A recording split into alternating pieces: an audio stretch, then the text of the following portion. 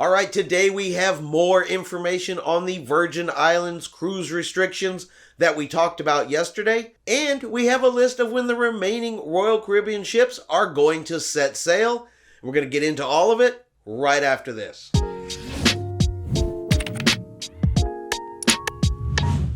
Chris here with High Seas Cruising, and welcome to today's video. All right, so yesterday we talked about cruise restrictions coming out of the U.S. Virgin Islands. And what they have said is that no unvaccinated passengers can be on any cruise ships that dock in their ports. So we had a question. Which do you think the cruise lines would do? Change their itineraries or require everybody on the cruise ship to be vaccinated? Now, the majority of the people in the comments yesterday believed that the cruise lines would simply change its itinerary instead of requiring everybody to be vaccinated. Well, according to Royal Caribbean's statement, they are actually going to require everybody visiting a U.S. Virgin Island cruise, if that stop is on that itinerary, everybody on the ship is going to have to be fully vaccinated. Now, from Royal Caribbean's point of view, I can really see how that choice makes more sense than it does to change the itineraries. So if you look at Royal Caribbean ships right now, they are sailing with the majority of their passengers fully vaccinated. We're talking over 90%. So which is the easier to change? Change itineraries that affect over 90% of the passengers, or require vaccinations for the few less than 10% that are getting on the cruise ships?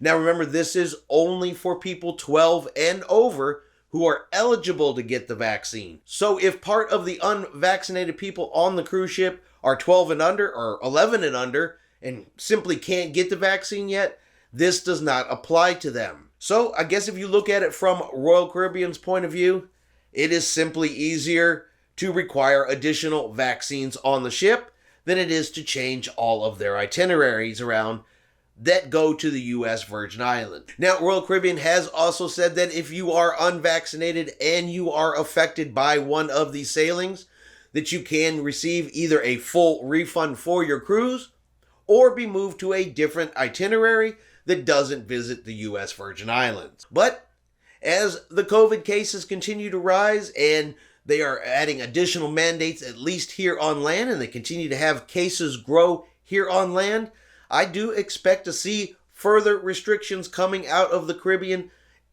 that will affect the unvaccinated. Just as an example, today the Carnival Mardi Gras docked in San Juan, Puerto Rico. Now, they are the first cruise ship that has docked there since the cruise shutdown, and one notable event was that the fully vaccinated could get off of the cruise ship, they could explore the port, they could take excursions, but the unvaccinated were not even allowed to get off of the cruise ship. There was no option for them to get off. So is this going to be an example of things that we are going to see going forward, at least while COVID continues to be a problem, when as of right now, it looks like COVID could be with us for years and years and years, possibly like the flu. So who knows where the restrictions are going to go? Who knows what new restrictions going to come up next? And one thing to remember is they are changing daily, they are changing weekly, and sometimes they are changing hourly. Some of the folks that are currently sailing on the Celebrity Edge, they had 17 hours of notification that a COVID test was going to be required before they got on the ship. Only 17 hours. Now, Celebrity Cruise Lines did the smart thing and provided those tests at the cruise port, but it is an example of how quickly things can change, how last minute things can change. So definitely I would expect more changes to continue coming here in the next few weeks. And finally, Royal Caribbean has released the dates and locations where the remainder of their fleet is going to begin and resume cruising from between now and the spring of 2022.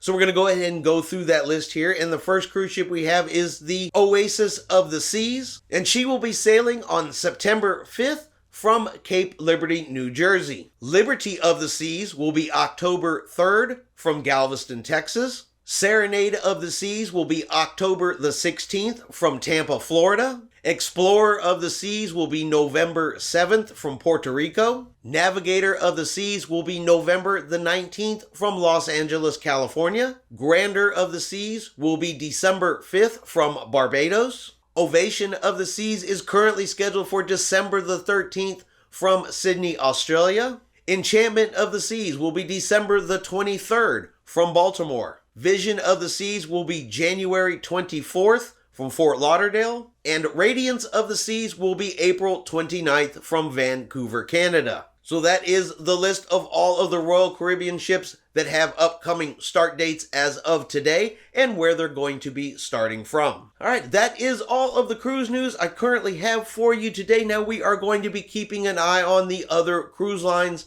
especially ones that have upcoming cruises to the Virgin Islands, to see if there are going to be any other changes made. Are other cruise lines going to follow suit with Royal Caribbean and require vaccinations? Or are they going to make itinerary changes? I honestly think that may depend on their vaccination requirements. I think a cruise line like MSC that does not require vaccines may change their itinerary faster than, say, a cruise line like Carnival Cruise Lines, which requires 95% or more to be vaccinated on their cruises. I think that cruise lines that have more vaccinations on board or require more vaccinations on board probably will change their vaccination status instead of affecting the remainder of the fully vaccinated passengers. Now, this is not what unvaccinated passengers want to hear. I doubt that this is going to be a very popular choice or a very popular decision, but I will say I do think that this is going to be the way things are going to go, at least here for a while. I think they're going to continue to put restrictions on the unvaccinated. They're going to continue to make changes for the unvaccinated, and changes that probably are going to get less and less popular. But I think that's what the cruise lines are going to have to do in order to continue to sail in a safe and healthy manner, at least for the time being, probably the remainder of this year. All right, so let me know in the comments below, what do you think? Do you think we're going to continue to see more and more changes? Or do you think things eventually here are going to level out and get fairly back to normal? Let me know what y'all think. All right, I hope you have enjoyed today's video. If you have, let's give it a thumbs up.